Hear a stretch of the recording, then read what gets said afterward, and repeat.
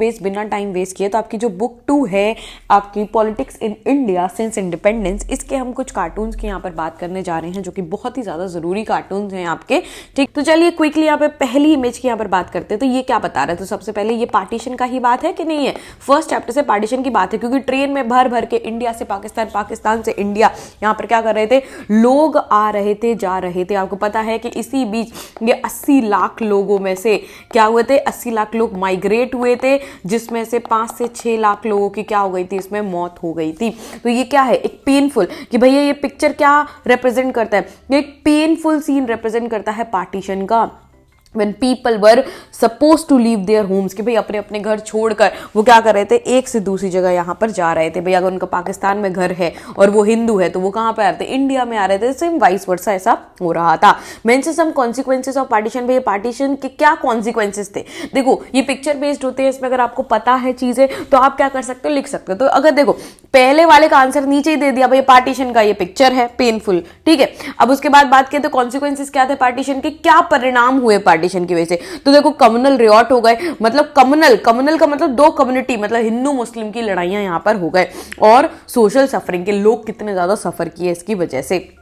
उसके अलावा बात किए तो क्या हुआ, एडमिनिस्ट्रेटिव कंसर्न और फाइनेंशियल स्ट्रेन, कि भैया अगर एक जगह से दूसरी जगह लोग जाएंगे तो क्या पड़ेगा, इकोनॉमिक पे भी तो स्ट्रेन पड़ेगा कि नहीं पड़ेगा, पैसों से मार पड़ेगी कि नहीं पड़ेगी। विच ईयर, किस ईयर की ये पिक्चर है? तो 1947 में ही हमारा क्या हुआ था, यहाँ पर पार्टीशन हुआ था। चलिए नेक्स्ट पिक्चर पे आते हैं। यहाँ पर क्या है, तो यहाँ पर बेचारे ये है आपके नेहरू जी, ठीक है। और यहाँ पे ये क्या है, सारी की सारी स्टेट्स को यहाँ पे रिप्रेजेंट कर रहे हैं, जैसे विशाल आंध्र, ये सब। ये क्या बता रहा है, तो identify the person in the centre. भाई सेंटर में कौन सा पर्सन, तो हमारे फर्स्ट प्राइम मिनिस्टर, किसकी बात कर रहे हैं हम, पंडित जवाहरलाल नेहरू की यहाँ पर बात कर रहे हैं। जो हमारा चैलेंज ऑफ नेशन बिल्डिंग चल रहा था, तो जब चैलेंज ऑफ नेशन बिल्डिंग चल रहा था, इस समय जब हमने सबको यूनिटी के बंधन में बांध लिया था कि भैया सारी की सारी जो आपकी प्रिंसली स्टेट है सब एक हो गई है, लेकिन उसके बाद भी एक जो चैलेंज आया वो क्या आया, रीऑर्गेनाइजेशन का चैलेंज यहाँ पर फेस करना पड़ा। क्यों? क्योंकि यहां पर सारी स्टेट्स की क्या मांग थी, तो यहां पे सारी स्टेट्स की मांग थी कि हमें किसके अकॉर्डिंग चाहिए, हमें अपनी लैंग्वेज के अकॉर्डिंग, भैया लिंग्विस्टिक बेसिस पे लैंग्वेज के अकॉर्डिंग और कल्चर के अकॉर्डिंग यहां पर हमको क्या चाहिए, हमारा यहां पर स्टेट चाहिए। तो ये क्या हुआ, तो अगर मैं यहाँ पे बात करूं तो यहाँ पे फर्स्ट जो आपके प्राइम मिनिस्टर जवाहरलाल नेहरू, इन्होंने क्या फॉरमोस्ट जनरल कि भाई सबसे पहले तो उनको प्रिंसली स्टेट को एक करना था और उसके बाद लिंग्विस्टिक बेसिस पे स्टेट बनानी थी। What does the picture actually refer, picture क्या बता रही है, तो यहाँ प्रॉब्लम ऑफ रीऑर्गेनाइजेशन बता रही है, क्योंकि सभी स्टेट्स को अब क्या हो रहा था, लिंग्विस्टिक बेसिस पे होना था। पहले तो क्या थी, तो पहले आपकी यहाँ पे प्रिंसली स्टेट थी कि नहीं, तो प्रिंसली स्टेट का मतलब क्या है, प्रिंसली स्टेट का मतलब भी राजा महाराजा रूल करते थे। लेकिन उसके बाद जब हमने सबको एक भी कर लिया तो सब एक नहीं हुए, क्योंकि आपका गुजरात और प्लस महाराष्ट्र एक ही कंट्री एक ही स्टेट हुआ करता था। तो भाई दोनों को अलग अलग चाहिए, महाराष्ट्र को मराठी पीपल को अलग चाहिए था, ऊपर से आपका क्या चाहिए था, गुजराती पीपल को अलग चाहिए था। इवन अगर हम साउथ की यहाँ पर बात करते हैं तो यहाँ पर भी क्या था, एक बिल्कुल आपका आंध्र प्रदेश मिला के भाई कई सारी लैंग्वेजेस, तेलुगु मलयालम सब इकट्ठी थी, तो इनको भी अलग अलग चाहिए था। ठीक है, आंध्र प्रदेश में तेलुगु लैंग्वेज के लिए क्या हुआ, यहाँ पर रिवोल्ट हुआ। ठीक है, how did India avoid all these conflict, तो इंडिया ने ये सारी कॉन्फ्लिक्ट को अवॉइड कैसे किया, तो इंडिया ने सबसे पहले सबकी रीजनल डिमांड को रिस्पेक्ट किया और सुना, और उसके बाद डेमोक्रेसी के थ्रू सारी स्टेट को ऑटोनॉमी दे दी, और धीरे धीरे क्या बनाया हमने, स्टेट रीऑर्गेनाइजेशन कमीशन बनाया। ठीक है, जिससे क्या बना, स्टेट रीऑर्गेनाइजेशन यहाँ पर एक्ट बना, और उसके बाद क्या हुआ, सभी स्टेट्स को हमने उनके भाषा के आधार पर अलग अलग यहाँ पर कर दिया। देखो नेक्स्ट पिक्चर की अगर हम बात करें तो ये पिक्चर क्या, तो यहाँ पर देखो एक ये आदमी बैठा हुआ है जो क्या कर रहा है, भैया डेमोक्रेसी को सेव करने का यहाँ पर नारा लगाने की बात हो रही है। और यहाँ पर ये देखो कितने सारे लोग हैं जो यहाँ चुगली कर रहे हैं, और यहाँ पे देखो कितनी सारी चीजें, क्योंकि पूरे देश में क्या हो रहा है, करप्शन है भैया, लॉ टूट रहे हैं, वायलेंस हो रहा है, ये सारी चीजें यहां पर हो रही हैं। तो ये है क्या, ये किस सीन को बता रहा है, तो यहां पर ये बता रहा है कि भैया What was the slogan of Janata party to campaign in election, तो यहाँ पे क्या था, इंदिरा गांधी के तहत जब इंदिरा गांधी थी तो कितना ज्यादा यहाँ पर क्या चल रहा था, यहाँ पे करप्शन हो रहा था, यहाँ पे लॉ टूट रहे थे, यहाँ पे वायलेंस हो रहा था। तो इन सब के लिए यहाँ पर क्या हुआ, यहाँ जनता पार्टी खड़ी हुई और क्या बोल रही है, भैया हमें डेमोक्रेसी को बचाना है, क्योंकि डेमोक्रेसी यहाँ पर है नहीं। तो ये जो बीच में पर्सन बैठा हुआ है, ये सारी की सारी के धरना देके बैठा हुआ है, ये कौन है, ये है जेपी नारायण, जयप्रकाश नारायण। और ये किस सब चीजों के अगेंस्ट चल रहा है। ये जो एगिएशन है वो किसके अगेंस्ट चल रहा है? तो देखो करप्शन के अगेंस्ट, वायलेंस के अगेंस्ट, ठीक है, इन सारी चीजों के अगेंस्ट। क्यों? क्योंकि इम्पोजिशन आपका क्या हो गया था, इस समय इमरजेंसी लगा दी गई थी। तो इमरजेंसी से क्या हो गया था, डेमोक्रेसी पूरी तरीके से आपकी बर्बाद हो गई थी, ठीक है। इसीलिए यहां पर क्या चल रहा है, यहां पे जेपी नारायण प्रोटेस्ट कर रहे हैं, ठीक है। चलिए नेक्स्ट अगर हम बात करें तो यहां पर नेक्स्ट क्या बात करें, तो यहां पर देखो ये क्या है, ये पिक्चर में आपको दिख रहा है, ये है भैया नेहरू जी। यहां पे आपको क्या दिख रहे हैं, नेहरू जी दिख रहे हैं। तो ये कार्टून में क्या रिप्रेजेंट किया, तो कार्टून में डोमिनेंस ऑफ कांग्रेस के, भैया देखो सारी की सारी पार्टी मिलकर भी क्या कर रही है, कांग्रेस की जड़ों को हिला नहीं पा रही, इस पेड़ को हिला नहीं पा रही। मतलब कांग्रेस कितना मजबूत है, कांग्रेस का कितना डोमिनेंस है। तो era of one party dominance का ये है। तो ये क्या है, तो बेसिकली ये कार्टून रिप्रेजेंट करता है dominance of Congress which is being tugged by opposition party to through Congress out of the power. जो क्या हो रहा है, एक तरीके से सारी अपोजिशन पार्टी संग में खड़े होकर क्या कर रही है, कांग्रेस को यहां पर गिराने की कोशिश कर रही हैं। अब what is tug of war, अब ये टग ऑफ वॉर क्या है, तो टग ऑफ वॉर का मतलब क्या है, pulling out of Congress, Congress को क्या कर देना, पुल आउट। मतलब कि ये देखो ये सारी की सारी पार्टी क्या कर रही है, कांग्रेस को गिराने की कोशिश कर रही है। अब सीधे तो ऐसे कांग्रेस पेड़ पर चढ़ी नहीं थी, तो कैसे, उसको क्रिटिसाइज कर कर, उसकी वीकनेस बताकर, ये सारी चीजें करके क्या कर रही है, यहां तो यहां पे टग ऑफ वॉर यहां पे चल रही है। मतलब कांग्रेस को गिराने की कोशिश चल रही है, कैसे, उसके खिलाफ क्रिटिसिज्म देकर, चीजों को बताकर, ऐसे, ठीक है। Who has been shown on the branch the tree, अब देखो कि कौन दिख रहा है, तो यहां पे नेहरू जी ही आपको शो हो रहे हैं कि नहीं हो रहे हैं, तो यहां पर पंडित जवाहरलाल नेहरू और अपनी कैबिनेट के साथ में, कि भाई पीएम होता है तो पीएम के साथ उसके जितने भी मिनिस्टर्स होते हैं वो क्या है, उसकी कैबिनेट है, जिससे भैया पूछ के सारे लॉ सलाह होती है, ठीक है, बनते हैं। नेक्स्ट चलिए, तो अगले अगर हम बात करें तो यहाँ पे क्या है, तो यहाँ पर देखो सबसे पहले ही आपको इंदिरा गांधी तो दिख ही रही हैं, ये है इंदिरा गांधी। मतलब यहाँ पे कोई तो अग्रीमेंट यहाँ पे क्या हो रहा है, साइन किया जा रहा है। अब एग्रीमेंट अगर साइन किया जा रहा है तो बेसिकली हो सकता है भाई पाकिस्तान के साथ ही कोई ना कोई एग्रीमेंट साइन किया हो। तो टू मेन पर्सनालिटी इसमें कौन दिख रही है, तो पहली तो आपको इंदिरा गांधी दिखी गई है, और दूसरी यहाँ पे किसके साथ होता है, तो जुल्फिकर। तो भाई इंदिरा गांधी ने एक ही अग्रीमेंट साइन किया पाकिस्तान के साथ, जो क्या था आपका शिमला अग्रीमेंट। तो यहाँ पर क्या था, कौन से पेपर साइन हो रहे हैं, शिमला अग्रीमेंट के पेपर यहाँ पे साइन हो रहे हैं। और ये कौन है, ये है आपके जुल्फिकर अली भुट्टो, ठीक है। What do you know about it, क्या जानते हैं, तो शिमला अग्रीमेंट जो है वो इंडिया और पाकिस्तान के बीच में कब, 3 जुलाई 1972 में शिमला में साइन किया गया था। क्यों किया गया था, क्योंकि 1971 में क्या हुई थी भैया, बांग्लादेश वॉर हुई थी, ठीक है, जिससे क्या हुआ था, बांग्लादेश को फ्रीडम मिल गई थी, और इसमें इंडिया ने भी क्या किया था, बांग्लादेश का सपोर्ट किया था। तो यहां पर क्या हुआ था, उसके बाद आपका बात किया जाए तो इंडिया ने सपोर्ट क्यों किया था, क्योंकि इंडो पाकिस्तान वॉर हो गई थी, पाकिस्तान ने इंडिया के ऊपर वॉर छेड़ दी थी। So the agreement was ratified by the parliament of both the country and it convinced that the step to be taken for further normalization of mutual relationship. क्योंकि इन दोनों के बीच में क्या हुई थी, वॉर हो गई थी, टशल हो गई थी। तो उस टशल को क्या करने के लिए, नॉर्मलाइज करने के लिए, यहां पे क्या हुआ था, शिमला अग्रीमेंट को क्या किया गया था, साइन किया गया था। चलिए नेक्स्ट अगर हम बात करें तो ये कौन है, तो देखिए मैंने बिल्कुल अलग अलग दिए, ऐसा नहीं है मैं चैप्टर वाइज बता रही हूं, अलग अलग, जिससे कि आपको एकदम से सडनली आ जाए तो आपको पता चले। तो यहां पे देखो ये कौन दिख रहा है, वो सरदार वल्लभ भाई पटेल, और ये कौन है, ये है आपके भौड़ा चंद्र, जो आपका मणिपुर के कौन थे, आपके मणिपुर के राजा थे। तो यहाँ पे लीडर बताइए, नेम बताइए लीडर का कौन है, तो यहाँ पे सरदार वल्लभ भाई पटेल हैं, ठीक है। What type of relationship does the cartoon indicate with the people, so the cartoon show that the princely state operates and exploited the people. अब देखो यहाँ लोगों के ऊपर बैठकर, ये क्या है, पुअर लोगों के ऊपर बैठकर ये राजा क्या कर रहा है, रूल कर रहा है। तो यहाँ पर क्या है, मोनार्की, प्रिंसली रूलर्स का ऑपरेशन और एक्सप्लॉइटेशन दिखाया जा रहा है। In your opinion how successful was the approach adopted by leader on the right to solve the issue of princely state. तो यहां पे अगर हम बात करें कि कितना सक्सेसफुल रहा, तो सरदार वल्लभ भाई पटेल एक्सट्रीमली सक्सेसफुल रहे कि नहीं रहे, क्योंकि सरदार वल्लभ भाई पटेल ने एक नारा बनाया कि भैया इंस्ट्रूमेंट ऑफ एक्सेशन हम सबसे साइन करवाएंगे और इंडिया को तो अब टूटने नहीं देंगे, इंडिया पूरा एक बनेगा। तो यूनिटी का चैलेंज पूरी तरीके से सक्सेसफुल रहा कि नहीं रहा, चाहे वो हैदराबाद हो, चाहे वो मणिपुर हो, चाहे वो जूनागढ़ हो, चाहे वो कश्मीर हो, सब पार्ट बने, ठीक है। तो यहां पर इश्यू सॉल्व सॉल्व हुआ कि नहीं हुआ। ठीक है, नेक्स्ट अगर हम बात करें तो देखो ये फिर से अगेन ये कौन है भैया, टोपी में अगर देखेगा तो जवाहरलाल नेहरू है। ये क्या कर रहे हैं, ये एक तरीके से ये देखो इतने सारे लोग, ये पब्लिक सेक्टर है, मतलब कि ये गवर्नमेंटल सेक्टर है, और ये इतना मोटा तगड़ा धांसू कौन है, ये है आपके प्राइवेट सेक्टर, ये आपके जाइंट इंडस्ट्रियलिस्ट, ये सब लोग हैं। ये कार्टून क्या दिखा रहे हैं कि भैया यहाँ पे नेहरू जी जो पॉलिटिक्स ऑफ प्लान डेवलपमेंट में क्या कोशिश कर रहे हैं, तो प्राइवेट और पब्लिक सेक्टर में क्या करने की कोशिश कर रहे हैं, बैलेंस करने की कोशिश कर रहे हैं, जिससे हमारी इकोनॉमी क्या हो, ग्रोथ को अचीव करे।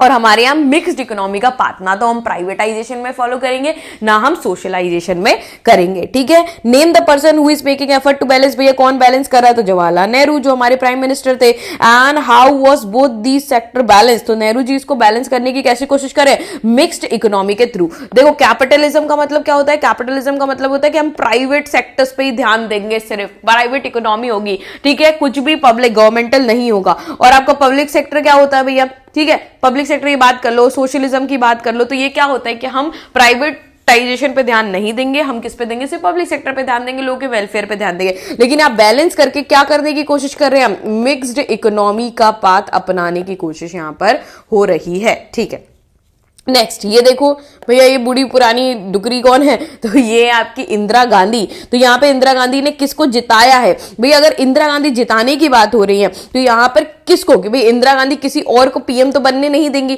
तो यहाँ पे क्या, इंदिरा गांधी के राज में क्या हुआ था भैया, प्रेसिडेंट उनका बन गया था ना, प्रेसिडेंट। तो प्रेसिडेंट की बात हो रही है, तो यहाँ किसकी बात हो रही है कार्टून में, प्रेसिडेंशियल इलेक्शन 1969 में क्या हुए थे, प्रेसिडेंशियल इलेक्शन हुए थे, और इंदिरा गांधी का जो कैंडिडेट थे वीवी गिरी वो जीत गए थे। तो ये कौन है आपके, ये हैं आपके वीवी गिरी, जो उस समय क्या बन गए थे, आपके प्रेसिडेंट बन गए थे। और इसी के कॉन्सिक्वेंसेस में क्या हुआ था, स्प्लिट हो गया था, कांग्रेस का स्प्लिट हो गया था, कांग्रेस आर और कांग्रेस ओ में। और इंदिरा गांधी की कौन सी कांग्रेस थी, तो कांग्रेस आर थी। देखो ये कांग्रेस की एक हार, क्योंकि जो कांग्रेस पार्टी ने सबने जिसने सोचा वो नहीं जीता, इंदिरा गांधी का जो कैंडिडेट था वही यहां पर जीता। ठीक है, तो अब lying on the ground, ground में कौन गिरा हुआ है, तो ग्राउंड में संजीवा रेड्डी, जो किसने, जो कांग्रेस ओ थी आपके। ठीक है, और जो सिंडिकेट थे, मतलब पुराने जो कांग्रेस के लोग थे, उन्होंने जिसको खड़ा किया था वो यहां पे गिरा हुए दिख रहे हैं। और उसके अलावा अगर हम बात करें identifying the person wearing garland, और कौन यहाँ फूलों की माला पहने हुए, तो वीवी गिरी यहाँ पे फूलों की माला पहने हुए हैं। सो नेक्स्ट कार्टून आपका हिंदी चीनी बाय बाय। बाय बाय का मतलब क्या है, तो बाय बाय का मतलब यहां पर ये है कि अमूल अटैक दिस इंस्टेंट। तो यहां पर क्या है कि भाई थोड़ी जो टसल है इंडिया और चाइना के बीच में, देखो भाई भाई आएगा तो वहां पर अलग चीज आ जाएगी, यहाँ बाय बाय लिखा हुआ है, तो इंडिया और चाइना के बीच में थोड़ी टसल है, जिसको हम रिजोल्व करने की क्या कर रहे हैं, यहाँ पे कोशिश कर रहे हैं, तभी तो ये आ रहा है। मतलब नहीं तो बहुत ही ज्यादा भीषण आता, मतलब हम यहाँ पर रिजोल्व होना अभी बाकी है। और यहाँ पे विच ईयर इज शोइंग, कौन से ईयर, तो जब चाइना ने इन्वेजन कर लिया था 1962 में। तो नेक्स्ट आपका क्या है, ये कौन खड़ा हुआ है, ये है इंदिरा गांधी। भैया जस्टिस के आके भी खड़ी हुई है, यहाँ लोग क्वेश्चन पूछने की कोशिश कर रहे हैं, सब लोग खड़े हुए हैं, लेकिन इंदिरा गांधी किसी से डरने नहीं वाली। तो ये सिचुएशन क्या है, ये सिचुएशन है जब इंदिरा गांधी जो है यहाँ पर कमीशन के आगे, शाह कमीशन बनाया गया था कि नहीं बनाया गया था, रिपोर्ट के लिए कि भैया इमरजेंसी के दौरान बाओ बैठो, बताओ कि तुमने ये सारी हरकतें क्यों दी, तो उसके खिलाफ भी कोई भी आंसर देने से बिल्कुल मना कर देती है, तब की बात है।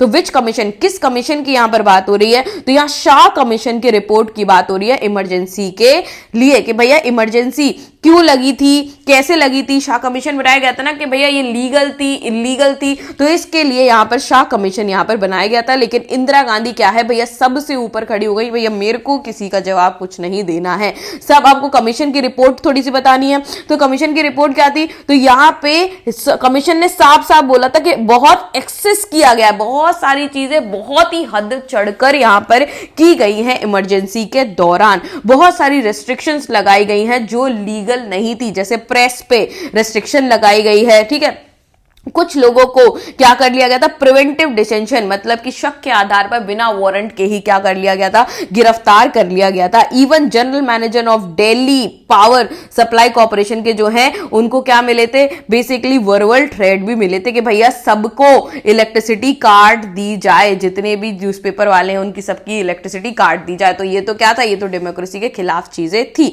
तो यहां पर शाह कमीशन के बारे में बात की जा रही है और इंदिरा गांधी किस तरीके से यहां पर रेजिस्टेंस होकर खड़ी हुई हैं। चलिए नेक्स्ट कार्टून, तो यहाँ पे इंदिरा गांधी ये है, देखो पॉलिटिकल क्राइसिस की कितनी ज्यादा क्या चल रही है, बहुत सारी चीजें यहां पर गलत चल रही हैं। और यहाँ इंदिरा गांधी किस तरीके से यहां पर खड़े होकर सारी चीजों को देख रही है, मतलब किस तरीके से ये देखो बाढ़ आए जा रही है क्राइसिस की, लेकिन उनको बिल्कुल भी कुछ भी वो नहीं पड़ रहा है। और यहां पर इंदिरा गांधी के किस तरीके से लोग सपोर्ट में भी है, किस तरीके से चीजें गलत भी हो रही हैं, ये सारी चीजों को हमें यहां पर देखना है। तो ये कार्टून में क्या दिखा रहा है, तो ये कार्टून दिखा रहा है कि भैया इमरजेंसी डिक्लेयर होने के कुछ समय पहले ही किस तरीके से इंदिरा गांधी सारी चीजों को देख रही हैं। इसमें अगर हम बात करें इंदिरा गांधी के पीछे कौन सा पर्सन खड़ा हुआ है, तो कांग्रेस प्रेसिडेंट DK वोरा यहाँ पे खड़े हुए हैं। Identify what does the political crisis stand for, वही पॉलिटिकल क्राइसिस है क्या, तो क्या है political crisis in 1977 made the party in India look like two party system, Congress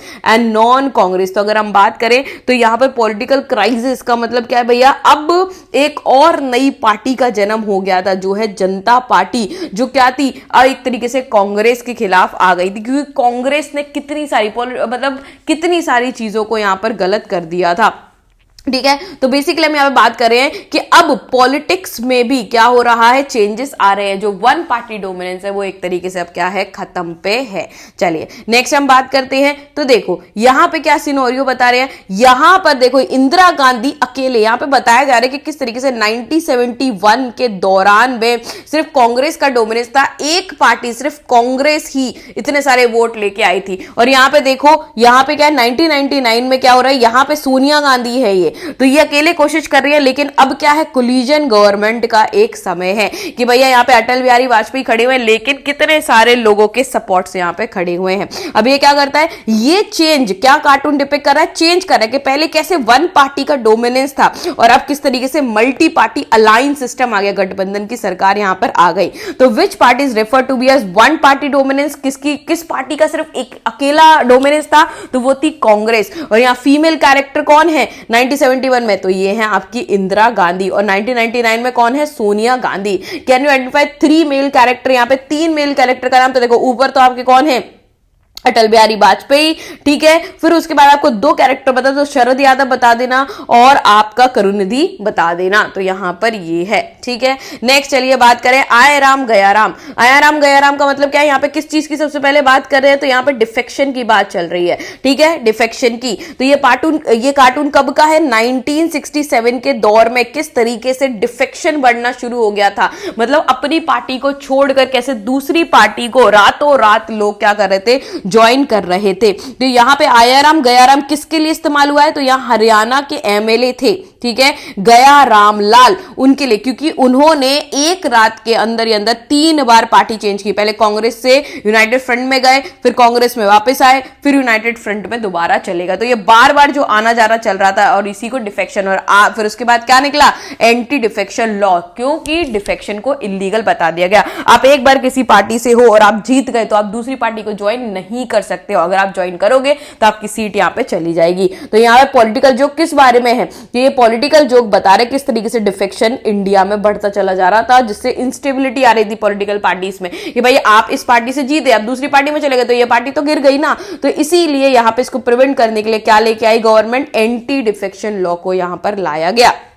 next देखो यहां पर क्या बताया कोशिश चल रही है, तो यहां पे बताने की कोशिश चल रही है कि किस तरीके से अब पार्टीज जो है अपने दम पे खड़ी नहीं है। अब ये जो अलायंस का फॉर्मेशन बनना शुरू हो गया, ये जो गठबंधन की सरकार बननी शुरू हो गई, इसकी वजह से क्या हुआ, इसकी वजह से क्या हुआ, एक पार्टी के अंदर अब वो स्ट्रॉन्ग एक स्ट्रेंथ नहीं है, उसको कोई और चला रहा है। तो यहां पे identify the puppeteer pulling the string, कि भैया कौन है पपेटियर जो यहां पे पुल कर रहे हैं स्ट्रिंग, तो यहां पर हैं आपके ज्योति बासु लेफ्ट पार्टी से और LK आडवाणी बीजेपी से। तो बीजेपी और लेफ्ट यहां पे क्या बनी हुई है, पपेटियर बनी हुई है। और यहां पे गवर्नमेंट में कौन है आपका, तो नेशनल फ्रंट की सरकार थी, ठीक है, 1989 में। तो प्राइम मिनिस्टर VP सिंह है, जिनको कौन एक पपेट का रोल निभा रहे हैं, क्योंकि भैया कोलिशन की गठबंधन की यहां पे सरकार है। Why was the government form by him called a puppet government, क्यों पपेट गवर्नमेंट कही गई, क्योंकि क्या है, ये गठबंधन की सरकार है, ठीक है। तो अथॉरिटी तो आपको VP सिंह की दिख रही है, लेकिन नहीं, इसमें भारतीय जनता पार्टी भी है, लेफ्ट फ्रंट भी है, ठीक है। तो इसीलिए क्या हो रहा है, यहां पर बीजेपी और लेफ्ट फ्रंट का सपोर्ट है। तो यहां पर अगर इन दोनों ने सपोर्ट खींच लिया तो क्या हो जाएगा, पार्टी गिर जाएगी, इसलिए वो इनके क्या बन गए हैं, पपेट यहां पर बनते हुए आपको नजर आ रहे हैं। सो